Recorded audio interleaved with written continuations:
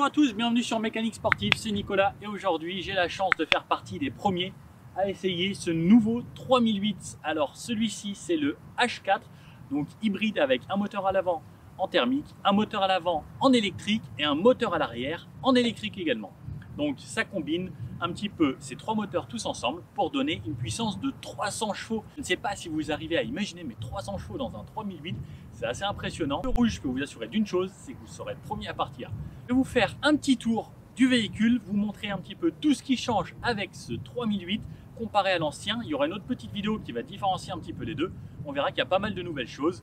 Ensuite, à l'intérieur, puis on va faire un petit tour sur route et voir vraiment ce que ça donne niveau comportement. Je aussi que l'hybride c'est vraiment très pratique tous les jours. On a donc de l'hybride qui se recharge en roulant et aussi à la maison, à domicile avec une prise ou sur une borne de recharge. Allez, c'est parti.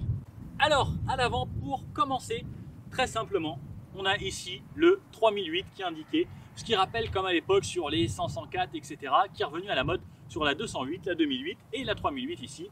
Donc avec ces beaux chiffres et le logo infini au milieu que je trouve très sympa. On a ici le logo Peugeot avec les nouvelles grilles. Alors là on peut voir c'est chromé, je trouve ça assez joli, ça donne vraiment un style beaucoup plus moderne à la voiture. Ensuite, ce qu'on peut remarquer tout de suite, c'est cette nouvelle finition ici qui est en dessous des feux. Alors on a vraiment la calandre qui se prolonge vraiment jusqu'au bout, alors ça donne un air un peu plus large à la voiture. En photo je trouvais ça pas fou comme beaucoup et en vrai ça donne vraiment beaucoup mieux. Ensuite les phares, on a un tout nouveau design donc qui est très différent de l'ancien. Donc sur l'ancien on avait un petit peu une sorte de deux parties qui se rejoignaient, alors que là vraiment c'est en un seul bloc. Alors on a toujours un petit peu ce rappel avec ces petits creux ici, mais qui est vraiment beaucoup moins prononcé. À l'avant également on peut retrouver ici sur le bas de caisse, donc avec une lame qui est totalement différente, qui est juste horizontale cette fois-ci. On a aussi de différents à cet endroit là. Avant il y avait des anti-brouillards, donc là c'est devenu différent. Cette petite touche de plastique, bon, qui est plutôt sympa, mais ça change un petit peu. Ce qu'on peut noter également, bien sûr, avec les phares, donc c'est ce croc ici, qui est typique de toutes les nouvelles voitures. On pourrait remarquer que différemment des par exemple 208 et 2008, on n'a pas les trois crocs sur le phare. Là on s'inspire vraiment plutôt de la 508 avec le croc qui part d'ici à en bas. Donc on est séparé sur cette partie ici qui est en LED, cette partie aussi qui est en LED et cette partie là qui fera clignotant seulement et qui éteindra les phares de jour lorsque vous activerez les clignotants ou les warnings. À l'avant également on a ici donc une petite caméra qui permet d'avoir la caméra lorsqu'on stationne à l'avant et à l'arrière. Donc ça donne une vue un peu plus 360 que sur les autres Peugeot où il y a seulement l'arrière et qui dessine. Donc là on n'aura toujours pas les caméras sur les côtés, mais lorsqu'on bouge un petit peu le véhicule, ça permettra de voir quand même beaucoup mieux et à l'avant c'est bien pratique aussi. Ici on a un autre module qui permet d'avoir la vision de nuit. Donc on essayera ça dans la vidéo et on verra ce que ça donne. Et ce gros bloc ici c'est pour le régulateur adaptatif qui permet avec des ondes de voir où se trouve le véhicule à l'avant pour pouvoir se caler directement sur ce véhicule qui vous précède. Sous le capot, on a ce moteur 1,6 litre turbo essence qui développe avec les deux moteurs électriques combinés 300 chevaux. On a un moteur accouplé ici sur le moteur et un sur l'essieu arrière. Sur le côté, vraiment quasiment rien de différent. On a toujours cette petite lame ici. Le côté pareil, les rétros c'est les mêmes. Les jantes peut-être un peu différentes par rapport à l'ancienne, mais sinon on a vraiment rien de différent. Ah si, une petite chose, cette trappe ici qui servira à recharger électriquement le véhicule de ce côté. Et de l'autre côté, on aura la trappe à essence. À l'arrière, une différence notable, surtout au niveau des phares. Donc de ce côté-là, on a bien les trois griffes, donc avec trois griffes à chaque fois sur les feux arrière. Sinon, on a toujours le petit logo ici 3008. L'arrière est vraiment quasiment pareil. Vraiment, c'est ces phares qui font énormément la différence. On a le coffre qui s'ouvre automatiquement.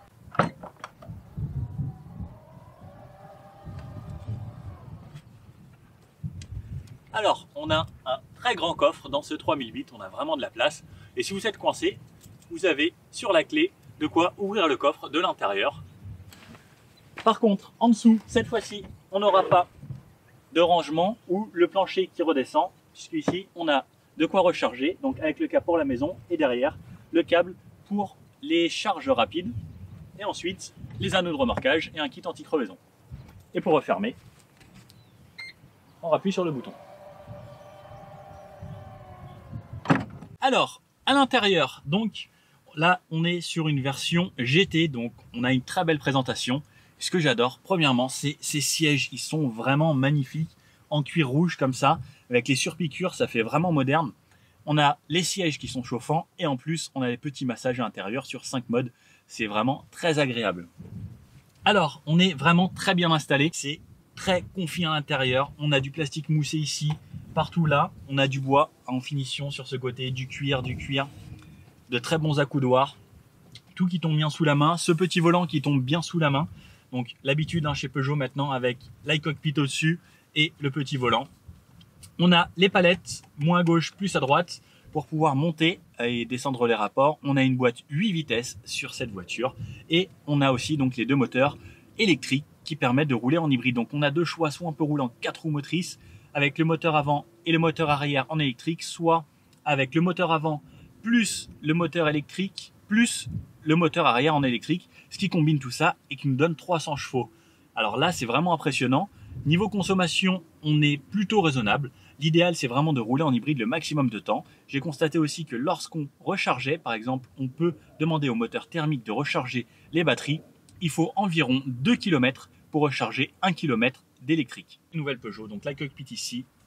On a un écran 10 pouces qui est tactile, qui sert à gérer toutes les commandes. En dessous, on a des grilles d'aération qui s'ouvrent et qui se ferment ainsi. Et ensuite, on peut les régler sur la hauteur. Le petit piano, juste en dessous, alors qui n'a pas énormément changé, qui est différent des 2008 et des 208, avec juste les touches piano et pas de touches tactiles cette fois-ci. Et en dessous, on a d'autres touches qui sont physiques. Un peu plus bas, on a le rangement pour votre téléphone qu'on peut recharger par induction, le câble USB pour brancher votre téléphone avec l'Apple CarPlay ou l'Android Auto, une petite prise 12 volts tout au fond, donc pareil, on peut voir qu'on a pas mal de profondeur. On arrive ensuite au bouton Start and Stop, ce qui permet de démarrer la voiture. Le petit ici, levier de vitesse qu'on peut avancer et reculer seulement, avec le parking, le mode reculé, neutre, drive et le mode B. Donc sur quasiment toutes les voitures maintenant hybrides et électriques, on a le mode B, donc qui est le mode break, qui permet de recharger plus facilement les batteries lorsqu'on décélère. Et ce sera une sorte de frein moteur avec l'électrique. Ensuite, juste le petit frein à main, parking. À sa droite, on pourra trouver un petit endroit pour ranger quelques petits outils. Puis les drive modes. Donc les drive modes, on a le 4 roues motrices, on a le mode sport, on a le mode hybride et le mode électrique. Le mode électrique, comme vous le devinerez, il fonctionne totalement en électrique. Le mode hybride permet de rouler le maximum de temps en électrique. Puis ensuite, lorsqu'on a besoin, le moteur thermique va se déclencher. Le mode sport combine, lui, les 3 moteurs qui vous donnent là les 300 chevaux et le mode 4 roues motrices qui permet de faire en sorte que toutes les roues fonctionnent tout le temps. Si vous êtes par exemple sous la neige, sous la pluie, etc., c'est un peu plus sécurisant.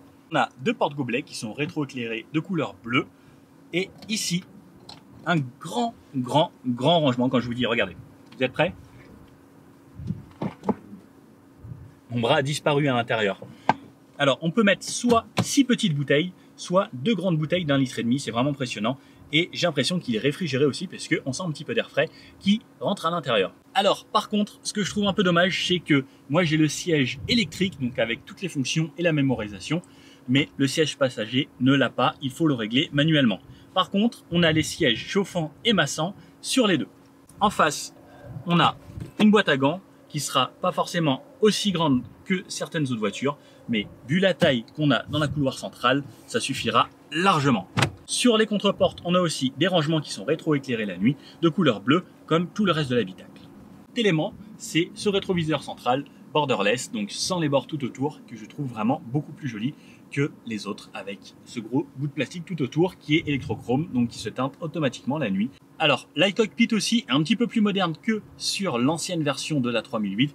On a des nouveaux menus. Alors, ça change pas grand-chose, c'est foncièrement à peu près pareil, mais ça fait des designs un peu plus récents et je trouve ça vraiment quand même beaucoup plus joli. Alors, derrière le volant, de ce côté-là, on aura le réglage des quelques options. L'avertisseur de franchissement de ligne, le sorte de pilote assist, donc qui va vous maintenir entre les lignes sans que vous ayez à toucher le volant. On garde toujours les mains sur le volant bien sûr, mais c'est vraiment bien pratique. De quoi ouvrir la trappe à essence, donc on ne pourra pas l'ouvrir juste en pressant dessus, contrairement au côté pour recharger électriquement. On a le réglage de programmation de température dans l'habitacle lorsque vous mettez la voiture à charger. Vous pourrez préchauffer l'intérieur de l'habitacle grâce à l'application My Peugeot ou grâce à ce réglage. On a la sécurité enfant plutôt que d'activer sur la porte comme sur les anciennes voitures. On peut l'activer directement ici et la désactivation de l'alarme. Une fois arrivé à l'arrière, donc avec ces sièges en cuir, ils sont vraiment très confortables. Ça donne vraiment envie de faire de la route ici. J'ai de la place pour mes genoux. Moi, je fais 1,80 m. Vraiment, comme on peut le voir, là, il me reste au moins 15 cm devant les genoux. Et ce qui est vraiment top, c'est qu'on n'a pas de tunnel central. Donc, on a le plancher plat à l'arrière. Et ça, c'est vraiment l'idéal. Si je me mets sur la place du milieu, pareil, des sièges très confortables et de quoi mettre mes pieds vraiment là où je veux, plutôt que d'avoir les jambes forcément écartées. C'est vraiment une bonne chose. Le siège au milieu est plutôt confortable aussi, mais ça ne vaut pas les sièges qu'on a sur les côtés. On a bien évidemment la couloir centrale rabattable avec les deux porte-gobelets, toujours avec une belle finition en cuir et de quoi accéder dans le coffre pour avoir la trappe à ski si vous partez au ski cet hiver. On a les fixations Isofix pour les sièges bébés sur le siège avant droit et les deux sièges arrière. À l'arrière, donc, vous pourrez régler aussi votre ventilation grâce à ce petit aérateur ici. Vous avez une prise 12 volts pour les accessoires et vous avez deux ports USB pour recharger vos smartphones, tablettes et autres. Pareil, j'ai vraiment énormément de place au-dessus de ma tête. Même lorsque je me mets vraiment le plus droit possible, aucun souci. Alors, bienvenue à bord de ce nouveau 3008 hybride. Donc comme vous pouvez le voir, je suis bien assis dans ces magnifiques sièges bien rembourrés avec cette belle finition, ces belles surpiqûres un petit peu partout, un petit peu de cuir perforé ici. Alors des dossiers qui maintiennent plutôt bien, pas aussi bien forcément que ceux qui sont en Alcantara, mais qui sont quand même assez bien rembourrés là sur les côtés. Ils sont très confortables, ils sont chauffants et massants, donc on est bien accueilli ici. Commencer cet essai, donc c'est parti pour un petit tour sur route. On va commencer, on appuie sur le frein, Start Engine, et là donc on a tout qui s'allume, le magnifique iCockpit ici, l'écran 10 pouces sur lequel on peut régler la navigation, etc. Les options, ce qu'on veut pour le confort et autres. Le petit volant donc qui tombe bien sous la main, les palettes derrière, et l'iCockpit qui est ici. Donc chez Peugeot on n'a pas d'affichage tête haute puisqu'on a déjà l'iCockpit qui est en affichage tête haute, mais pour toutes les informations, et je trouve ça vraiment cool, et les différentes personnalisations qu'on peut avoir dessus comme on retrouve chez beaucoup de marques maintenant. Alors donc maintenant pour partir, très simple, pied sur le frein, j'appuie sur le petit loquet, je me mets en drive. Donc on a deux positions comme je vous expliquais, donc le drive et le brake. Donc le brake ça sert à recharger beaucoup plus lorsqu'on va ralentir et ça permettra d'utiliser beaucoup moins aussi la pédale de frein. Allez, c'est parti. Et on part bien sûr en mode électrique.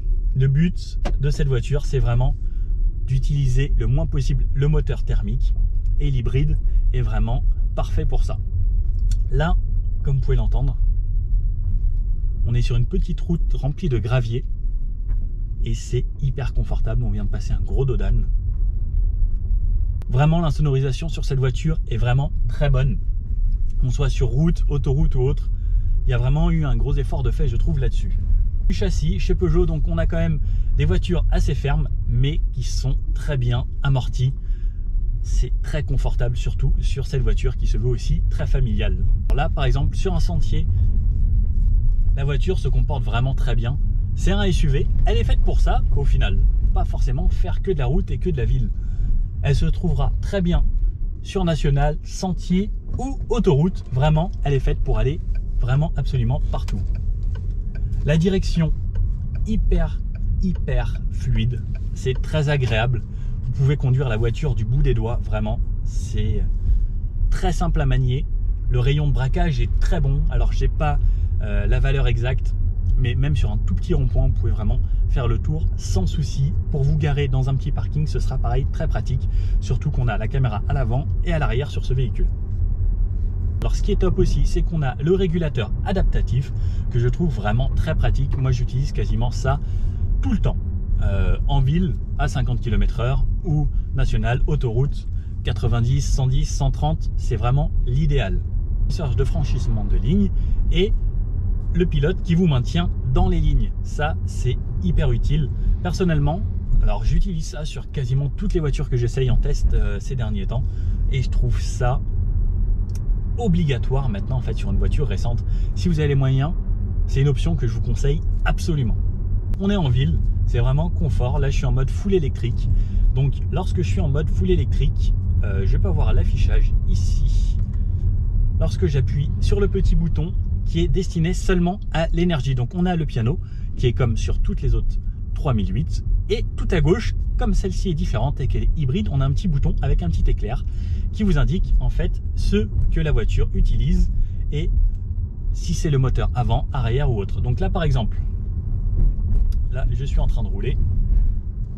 Lorsque je freine, on voit que c'est le moteur arrière, donc en mode électrique simple, qui va tourner. Donc lorsque je ralentis, le moteur arrière régénère de l'énergie et redonne de la puissance aux batteries. Ça, c'est le mode électrique simple. Ensuite, j'ai le mode hybride. Le mode hybride, lui, va détecter automatiquement si vous avez besoin du moteur thermique ou du moteur électrique. Sur le mode hybride, on est toujours sur la même chose. Le moteur arrière qui est principalement utilisé et si nécessité, le moteur thermique, donc le 1,6 litre qui fonctionnera avec de l'essence. On a ensuite le mode sport. Le mode sport, lui, qui va démarrer automatiquement le moteur essence puisque le mode sport est destiné à vous donner la puissance maximum tout le temps. Pour avoir la puissance maximum, on a le 1,6 litre qui fonctionne, plus les deux moteurs, celui de l'avant et celui de l'arrière, comme on peut le voir là, lorsque j'accélère. Donc on a vraiment tout qui fonctionne cette fois-ci. Et là, on a 300 chevaux. Alors, je vous cache pas que c'est vraiment très très puissant. Donc là, on est en ville. Dès que je trouve une petite route, je vous fais une démo. Et ensuite, on a le mode 4WD, ce qui s'appelle 4-wheel drive, donc qui combine aussi tous les moteurs et tout ce dont il y a besoin, donc avec le moteur électrique à l'arrière, le moteur électrique à l'avant et le moteur thermique. Et bien sûr, la voiture fera en sorte de consommer le moins possible pour vous faire économiser de l'énergie.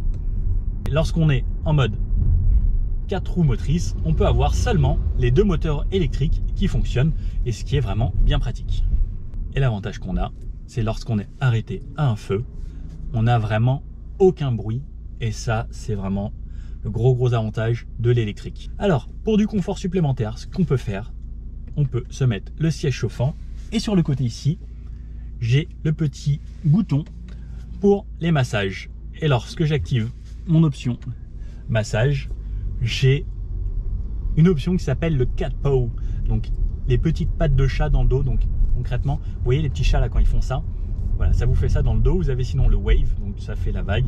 Vous avez le stretch, le lombaire et celui en bas du dos ou les épaules. Ce qui est vraiment très sympa. On voit que là, on est quand même sur une voiture un peu premium. Aussi, lorsque vous roulez en électrique ou en thermique, vous avez plusieurs choix. Comme c'est une hybride rechargeable, donc on peut soit la recharger à domicile ou sur une borne, mais aussi on peut la recharger seulement en roulant. Alors comment faire pour recharger en roulant? On a soit au moment des freinages, donc qui vont recycler l'énergie des roues, qui va entraîner le moteur et qui va donner de la puissance aux batteries, ou on a sinon le e-save. Le e-save, concrètement, on a trois choix dessus. Ça s'appelle la réserve d'énergie. Sur cette réserve d'énergie, on peut choisir soit d'avoir, lorsqu'on arrive à destination, d'avoir soit 10 km d'énergie en électrique, soit 20 km, soit le maximum. Alors ce qui va être utilisé à ce moment-là, ce sera le moteur thermique qui va recharger les batteries pendant que la voiture roule. Donc si on se met au max, par exemple, la voiture va faire en sorte que le moteur thermique recharge tout le temps les batteries. Mais le but sera vraiment que lorsque vous arriviez et que vous désactiviez en fait la fonction de moteur thermique, que vous ayez ces 20 km pour faire de la vie. Donc là par exemple, je suis en moteur thermique. On a un petit 1,6 litre, on est en montée, le moteur pousse un peu, mais c'est vraiment bien insonorisé, je trouve. Deuxième chose, on a une boîte EAT8 sur ce véhicule. Alors, la boîte EAT8 est vraiment très agréable aussi. On ne sent à aucun moment le passage de rapport. Là, je suis en deuxième, troisième, ce qui va me passer la quatrième. À aucun moment, si je ne regarde pas vraiment ce qui se passe au tableau de bord et l'indication du rapport engagé, franchement, je ne pourrais pas vous dire si je suis en première, deuxième, troisième, quatrième ou cinquième. Le bruit du clignotant, on a les nouveaux bruits sur les clignotants de chez Peugeot qui sont un peu plus rauques. Alors je trouve ça sympa, c'est pas désagréable. Et sinon, tout est bien filtré dans la voiture. Donc là, par exemple, si je me remets en mode sport, il faut faire une petite accélération.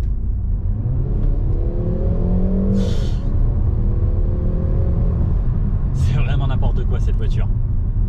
On croirait que c'est vraiment une voiture sage, une petite voiture de papa ou de businessman. Mais lorsque vous accélérez, les 300 chevaux vous laisseront vraiment pas indifférent. Et wow. C'est assez impressionnant.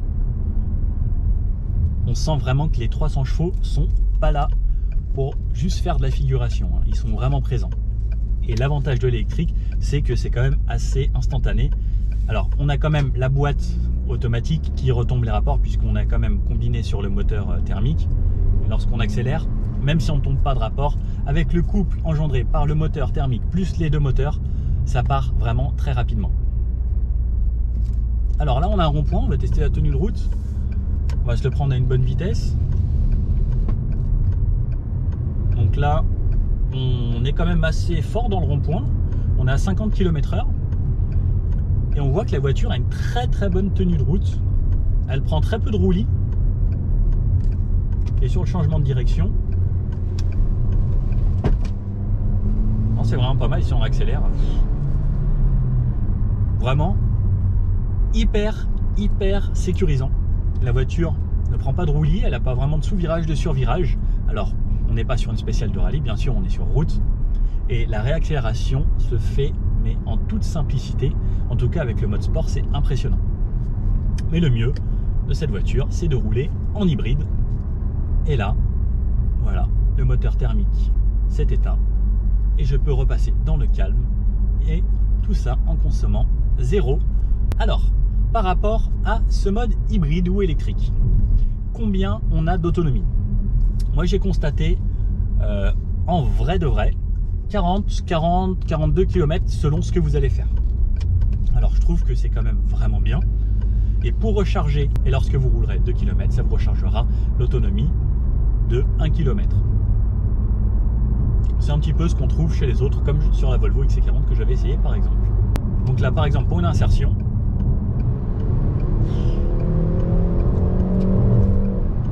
on s'insère vraiment très rapidement. La personne qui me dit qu'il n'y a pas assez, franchement, je ne comprendrai pas. C'est plus qu'assez pour quasiment tous les jours. Et même si vous allez à la montagne, je pense qu'il n'y a pas grand monde qui va vous suivre dans l'école, puisque vu la puissance qu'on a, ça se déplace très vite d'un virage à l'autre. À 90, je me suis mis le régulateur adaptatif et j'ai l'assistant de maintien entre les lignes. Donc là, je peux lâcher le volant, ce qui n'est pas conseillé de faire, mais on peut voir que la voiture détecte elle-même les lignes. Au bout d'un moment, ça va vous dire de tenir le volant. Si vous ne le tenez pas, elle vous dit gardez les mains sur le volant et au bout d'un moment, elle va vous le désactiver. Et voilà, au bout d'un moment, elle l'a désactivé.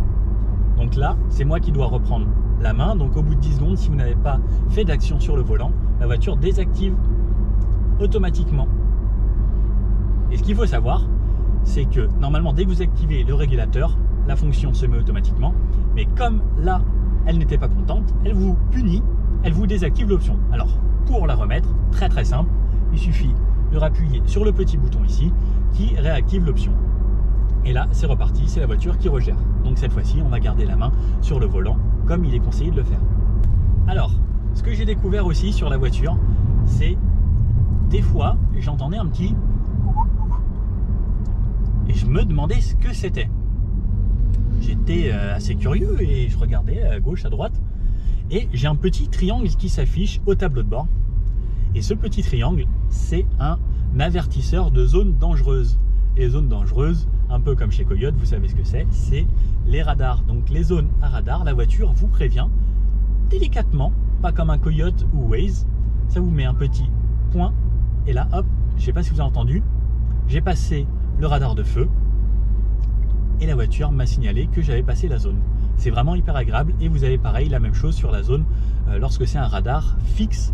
Et je trouve ça vraiment cool pour pouvoir garder tous ces points sur son permis, puisque de nos jours c'est devenu vraiment très facile de perdre son permis, surtout avec cette voiture avec 300 chevaux sous le pied droit. Ça peut aller très très vite. Alors bien sûr aussi, lorsque le moteur thermique est activé, je peux conduire avec les palettes, donc rétrograder ou passer des rapports et accélérer. On a vraiment une très très bonne reprise sur cette voiture. L'idéal pour moi est quand même toujours de laisser le mode drive ou le mode B, comme je vous expliquais, qui fait la régénération d'énergie et qui permet vraiment de récupérer un petit peu d'énergie à chaque fois que la voiture ralentit. Ce qu'il faut voir, c'est que la voiture peut rouler en full électrique jusqu'à 135 km/h. Donc c'est vraiment pas mal.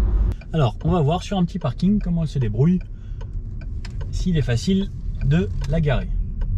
Hop, une petite place, la direction super douce. Je me mets en mode marche arrière, ça m'active la caméra.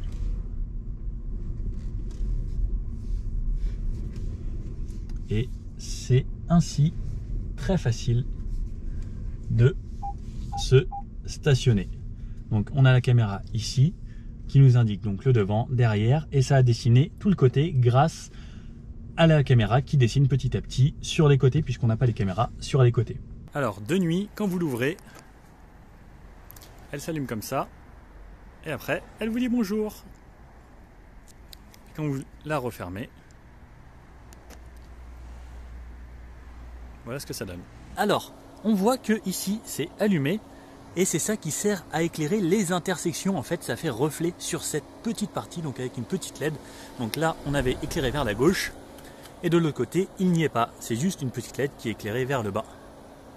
Alors, comme certains le savent, sur cette nouvelle 3008 2021, on a un mode qui s'appelle Vision de nuit. Je vais vous montrer un petit peu ce que c'est et comme ça, vous allez pouvoir juger par vous-même. Alors moi, je trouve que c'est vraiment super bien fait avec l'infrarouge. Quand on croise des voitures, ça éblouit pas du tout puisque ça éteint leur phare. Je sais pas du tout comment ça marche, c'est une technologie qui est vraiment magnifique.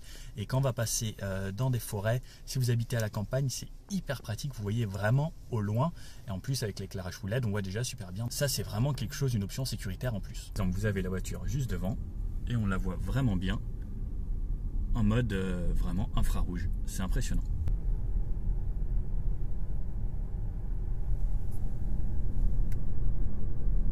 Alors, donc c'est une caméra qui est vraiment fixe, donc ça regardera forcément tout le temps bien devant la voiture. Donc dès que je tourne, ça va vraiment afficher ce qu'il y a pile poil en face. Donc c'est pas vraiment très grand angle, mais le plus important c'est de voir au loin ce qui va se passer de nuit. Hop, ils vont traverser la route et ça va me prévenir, donc on les voit vraiment bien, les deux qui sont là. Vous avez vu là le petit carré jaune? Il a détecté ce piéton de très très loin. Là regardez, par exemple une autre. Alors je vous avoue, sans y faire attention, je l'avais vraiment pas vu cette dame. C'est impressionnant. Ça détecte les gens d'hyper loin. Et ça fonctionne aussi avec les animaux, d'après ce qu'il y a d'indiqué sur le truc Peugeot. Un grand merci à vous d'avoir regardé cette vidéo, j'espère que ça vous a plu, j'ai essayé de détailler le maximum possible, alors j'espère que vous avez appris de nouvelles choses. En tout cas, ce véhicule se veut plutôt premium, alors dans cette configuration-là, il est aux alentours de 57 000 € prix affiché, prix catalogue. Bien sûr, on peut toujours avoir une petite négociation avec son concessionnaire. En tout cas, c'est un très beau véhicule qui est très confortable avec plein d'options. Vraiment, on a l'impression que Peugeot est monté dans une gamme un petit peu plus premium comme ça s'est fait avec la 508. En tout cas, mon retour, très bonne utilisation au quotidien. L'hybride, c'est vraiment top. Sur autoroute, on peut rouler, c'est vraiment confortable. Les 300 chevaux, c'est hyper agréable. pas forcément utile, mais l'avantage d'avoir les 4 roues motrices avec les moteurs électriques, c'est vraiment un gros plus aussi. En tout cas, si vous avez aimé, un petit pouce bleu comme ça, n'hésitez pas à vous abonner. C'est grâce à ça que je peux faire des vidéos de ce style et j'espère vous présenter plein d'autres modèles de la gamme Peugeot ou que ce soit avec d'autres marques. Et tout ça, c'est grâce à vous et je vous remercie encore une fois. Allez, je vous dis à bientôt. Merci, ciao.